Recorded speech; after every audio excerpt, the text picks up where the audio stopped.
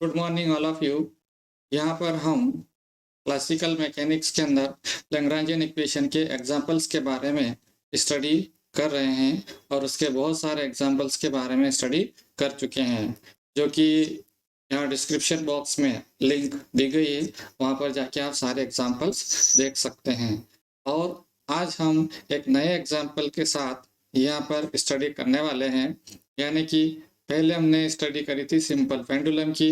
अब यहाँ पर हम स्टडी करेंगे स्फेरिकल पेंडुलम की। तो स्फेरिकल पेंडुलम और सिंपल पेंडुलम दोनों में क्या डिफरेंस है, इसके बारे में हमें यहाँ जानना जरूरी है। तो सिंपल पेंडुलम के अंतर्गत हमने स्टडी करी थी कि मान लीजिए कि एक डोरी दी गई है और इसको हमने यहाँ एक रिजिड सरफेस पे हैंग करा हुआ है और यहाँ पर बॉब लगा हुआ है। तो इसको अगर हम इस तरह से अगर ऑसिलेट करते हैं, यानी 2 डायमेंशन के अंदर अगर ऑसिलेट करते हैं, तो वह सिंपल पेंडुलम के नाम से जाना जाता है। अब यदि हम स्फेरिकल पेंडुलम की अगर हम बात करें, तो स्फेरिकल पेंडुलम के अंदर भी पेंडुलम से ऐसा कैसा होता है, लेकिन उसका जो ऑसिलेशन की जो डायरेक्शन है वह बदल जाती है। उसका जो ऑसिलेशन होगा वह एक तरीके से ये इस डायरेक्शन में भी हो सकता है और इस डायरेक्शन में भी हो सकता है और इस डायरेक्शन में भी हो सकता है और इस डायरेक्शन में भी हो सकता है। यानी कि अगर हम इस तरह से इसके नीचे अगर हम एक बॉल काट के, आधी बॉल काट के अगर लगा दें यहाँ पर इसके नीचे साइड, तो बॉल के इस आधे सरफेस पर ये यहाँ पर इस तरफ से भी और इस तरीके से भी और इस तरीके से भी यह क्या ऑसिलेट कर सकता है। तो बॉल के अंदर जितनी जगह से ये ऑसिलेट कर सकता है, तो इस टाइप के ऑसिलेशन को हम स्फेरिकल पेंडुलम के नाम से जानते हैं। तो बहुत ही सिंपल यहाँ पर एग्जांपल्स है, या यूं कहें कि एक समझने लायक एक फिनोमिना है कि सिंपल एक यहाँ नीचे एक बॉल रखा गया है और बॉल के अंदर हाफ बॉल रखी गई है और हाफ बॉल के अंदर बॉब है वह ऑसिलेट कर सकता है। तो इसी को हम लोग स्फेरिकल पेंडुलम के नाम से जानते हैं। तो इसके लिए हमें यहाँ पर लैग्रांजियन इक्वेशन की सहायता से उसका जो इक्वेशन बनता है या उसका जो पाथ होता है उसको हम कैसे डिस्क्राइब करते हैं, इसके बारे में यहाँ पर हम स्टडी करेंगे। तो equation of motion of A spherical pendulum, इसके अंतर्गत यहाँ पर ये डायग्राम दिया गया है। तो इस प्रकार से हमारे पास ये हाफ बॉल दिया गया है। तो इस बॉल के अंदर यदि हम इसको ऑसिलेट कराते हैं, ये जो स्ट्रिंग है, यहाँ हमारे पास डोरी दी गई है और इस डोरी पर एक बॉब बंधा हुआ है। यदि इसको हम इसके अंदर इस टाइप से अगर ऑसिलेट कराते हैं, तो सिंपल पेंडुलम की तरह इधर भी ऑसिलेट हो सकता है, इधर भी ऑसिलेट हो सकता है और इधर भी ऑसिलेट, लेकिन ये 3 डायमेंशन में इसका ऑसिलेशन पॉसिबल है, इसलिए इसको हम स्फेरिकल पेंडुलम के नाम से जानते हैं। अब इसकी स्टडी करने के लिए या फिर इसके लिए लैग्रांजियन इक्वेशन को डिटरमाइन करने के लिए यहाँ पर हम एक कोऑर्डिनेट्स मानेंगे, यानी कि ये जो बॉब दिया गया है इसके अंतर्गत या इसके अंदर यहाँ पर कोई किसी एक पर्टिकुलर एक्सिस से हम यहाँ पर इसकी स्टडी करेंगे। तो पर्टिकुलर स्टडी से मेरा यहाँ पर आशय है कि यहाँ पर एक्सिस है वह यहाँ पे से भी ली जा सकती है और दूसरी जगह से भी ली जा सकती है। तो यहाँ पर मेरे पास ये जो बॉब है यहाँ पे रखा हुआ किसी टी टाइम पर, इसकी पोजीशन यहाँ पर है। तो 3 डायमेंशन के अंतर्गत इसको एक एक्सिस में रखा है। तो यहाँ पर हम कार्टेशियन कोऑर्डिनेट्स इसका एक्स वाई जेड मान लें। Cartesian coordinates x y z होगा। और यदि हम पोलर कोऑर्डिनेट्स अगर हम स्टडी करें या उसकी वैल्यू हम फाइंड करें, तो पोलर कोऑर्डिनेट्स की वैल्यू यहाँ पर हम सिंपल पेंडुलम में जैसा हमने फाइंड किया था वैसा वैसा यहाँ पर भी फाइंड कर सकते हैं। तो यहाँ पर सिंपल पेंडुलम के अंदर सारी डिटेल्स स्टडी की गई है, जिसका लिंक मैंने डिस्क्रिप्शन बॉक्स में दिया है, वहां से जाके बहुत अच्छे से हम इसको समझ सकते हैं। तो यहाँ पर इसके जो कोऑर्डिनेट्स आएंगे पोलर कोऑर्डिनेट्स की टर्म में, पोलर कोऑर्डिनेट यहाँ तो कार्टेशियन तो एक्स वाई जेड होगा, लेकिन हम पोलर कोऑर्डिनेट्स में अगर हम बात करें, पोलर कोऑर्डिनेट्स में, तो यहाँ पर x इक्वल्स टू x की जो वैल्यू होगी वह r साइन थीटा और cos फाई होगा। इसी प्रकार से y की वैल्यू होगी r साइन थीटा और साइन फाई के बराबर, और z की वैल्यू होगी r cos थीटा के बराबर। तो इस प्रकार से हम x y z की वैल्यू पोलर कोऑर्डिनेट्स में फाइंड करते हैं। क्योंकि लैग्रेंजियन इक्वेशन को हमें फाइंड करने के लिए T माइनस v की आवश्यकता पड़ती है। T that means kinetic energy और V that means potential energy. अगर हम काइनेटिक एनर्जी अगर निकालना चाहते हैं तो हाफ mv² से निकालते हैं। तो V की वैल्यू फाइंड करने के लिए x डॉट निकालना पड़ेगा, यानी कि x को हम डिफरेंशिएशन करेंगे, y को डिफरेंशिएशन करेंगे और z को डिफरेंशिएशन करेंगे। तो इसके कोरेस्पॉन्डिंग हमें काइनेटिक एनर्जी की जरूरत होगी। तो काइनेटिक एनर्जी को हम यहाँ पर अगर डिफाइन करना चाहें तो half m v that means x dot square y dot square और z डॉट स्क्वायर के बराबर इसको डिफाइन किया जा सकता है। तो इनकी वैल्यू फाइंड करने के लिए सबसे पहले हमें x डॉट हमें फाइंड करना होगा। तो इसकी वैल्यू हमारे पास डायरेक्ट यहाँ पर हम डिफरेंशिएशन करें तो यहाँ पर r कांस्टेंट होगा और इसके बाद ये जो साइन थीटा और cos फाई इसको या इसके रिस्पेक्ट में हम डिफरेंशिएशन करेंगे। तो r कांस्टेंट अगर रखा जाए तो r और साइन थीटा कांस्टेंट और cos का डिफरेंशिएशन हो जाएगा माइनस साइन फाई और फाई का हो जाएगा फाई डॉट। इसी प्रकार से r अब साइन का डिफरेंशिएशन cos थीटा और थीटा डॉट और cos फाई होगा। इसी तरीके से y डॉट निकाले हम तो y dot that means r sign theta और साइन का डिफरेंशिएशन cos फाई और फाई डॉट के बराबर। उसी प्रकार से r साइन थीटा का cos थीटा और थीटा डॉट के बराबर और कांस्टेंट हो जाएगा साइन फाई। इसी तरीके से z को डिफरेंशिएशन करें तो z डॉट मिलेगा और z का डिफरेंशिएशन या फिर cos थीटा का डिफरेंशिएशन साइन थीटा और थीटा डॉट के बराबर आता है।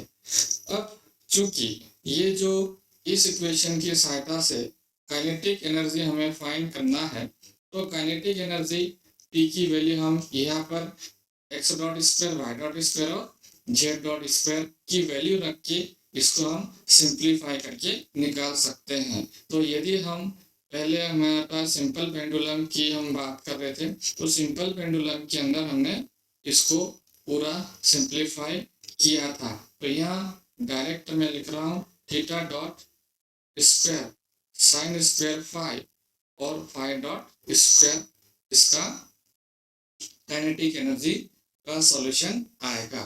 नाउ फाइनली यहाँ पर मुझे L equals to T minus V चाहिए। V की वैल्यू अगर हम फाइंड करते हैं, ये हमने सिंपल पेंडुलम के अंदर भी डिटरमाइन किया था, वहाँ से हम लोग इसको सॉल्व कर सकते हैं।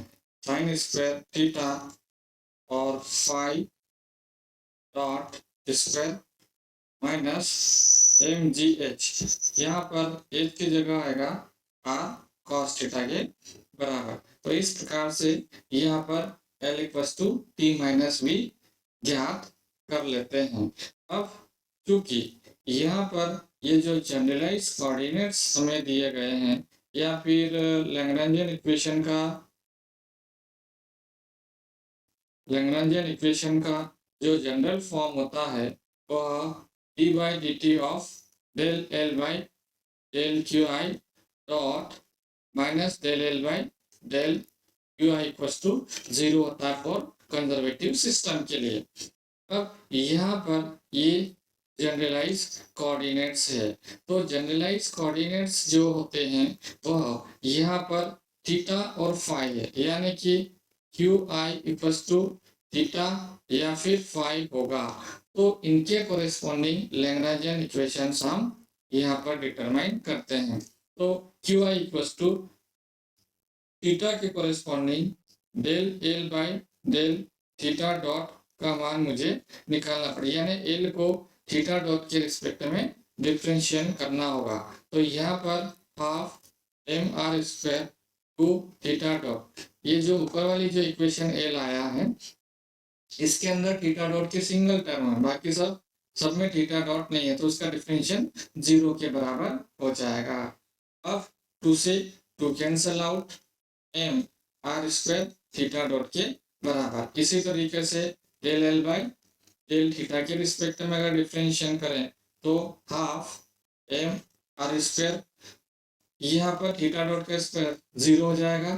अब यहाँ पर सिर्फ हमारे पास बचेगा साइन स्क्वायर थीटा, जिसका अगर हम डिफरेंशिएशन करें तो यहाँ पर 2 साइन थीटा और साइन थीटा का कॉस थीटा के बराबर आएगा, पाई डॉट स्क्वायर और पुनः एम जी आर और कॉस थीटा का डिफरेंशिएशन होगा साइन थीटा के बराबर। तो इस प्रकार से यहाँ पर del L by del theta आ जाता है।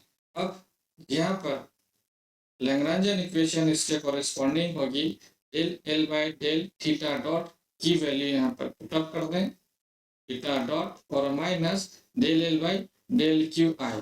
तो यहाँ से माइनस, यहाँ अगर सिंप्लीफाई करें तो ये हाफ से हाफ कैंसल आउट हो जाएगा और यहाँ से वैल्यू बच जाएगी, वह होगी m are square sine theta cos theta pi dot का स्क्वायर और प्लस यहाँ पर एम जी आर साइन थीटा के बराबर होगा और इक्वल्स टू 0।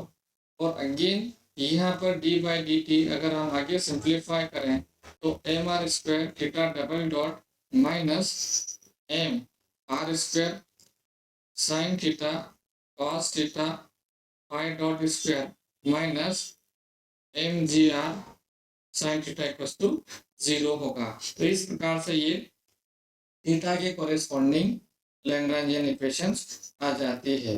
अब फाई के कोरेस्पॉन्डिंग अगर लैग्रेंजियन इक्वेशंस निकालना चाहते हैं तो del L by del phi dot के रिस्पेक्ट में इस इक्वेशन को डिफरेंशिएट करना होगा। तो फाई डॉट यानी सिर्फ ये वाली टर्म है, बाकी जगह इसका डिफरेंशिएशन 0 के बराबर होगा। तो dot half M R square और थीटा डॉट का स्क्वायर, थीटा डॉट स्क्वायर का डिफरेंशिएशन 0 होगा, साइन स्क्वायर थीटा और 2 फाई डॉट के बराबर आएगा, बाकी अदर टर्म के डिफरेंशिएशन 0 होगा। तो इसका सिंप्लीफिकेशन अगर करें तो यहाँ पर m are square sine square theta और फाई डॉट के बराबर इसका मान आएगा। अब डेल एल यहाँ से del L phi by phi अगर निकालें तो यहाँ पर फाई वाली जो टर्म है, फाई वाली टर्म एक भी नहीं है, तो del L by del phi equals to 0 आ जाएगा, del L by del phi equals to 0 आएगा। अब इसका लैग्रेंजियन इक्वेशन या फाई के corresponding Lagrangian equation del d by d t और इसका डिफरेंशिएशन आया है m are square sine square theta pi dot और इक्वल्स टू 0 आ जाएगा। अब डी बाई डी टी अगर हम करें तो यहाँ से क्योंकि यहाँ पर ये दो जी सी है यानी जनरलाइज कोऑर्डिनेट्स हैं, तो इनका अलग अलग डिफरेंशिएशन होगा, यानी फर्स्ट टर्म का और सेकेंड टर्म का डिफरेंशिएशन होगा। तो यहाँ से हम फाई डॉट का डिफरेंशिएशन करें तो फाई डबल डॉट होगा और sine square theta as it is plus phi dot as it is, sine square क्या करेंगे तो 2 sin थीटा और cos थीटा के बराबर आएगा, इक्वल्स टू 0। तो इस प्रकार से यहाँ पर हम जो सेकेंड जनरलाइज कोऑर्डिनेट्स है फाई के कोरेस्पॉन्डिंग लैग्रांजियन इक्वेशन फाइंड कर सकते हैं। और यदि हम यहाँ पर अगर आप नोट्स वगैरह हम बनाना चाहते हैं तो वह नोट्स भी यहाँ से नोट डाउन कर सकते हैं। यहाँ पर सिंपल अपने शब्दों में नोट्स या आप जैसा लिखना चाहते हैं वैसा यहाँ से लिख सकते हैं। Thanks for watching.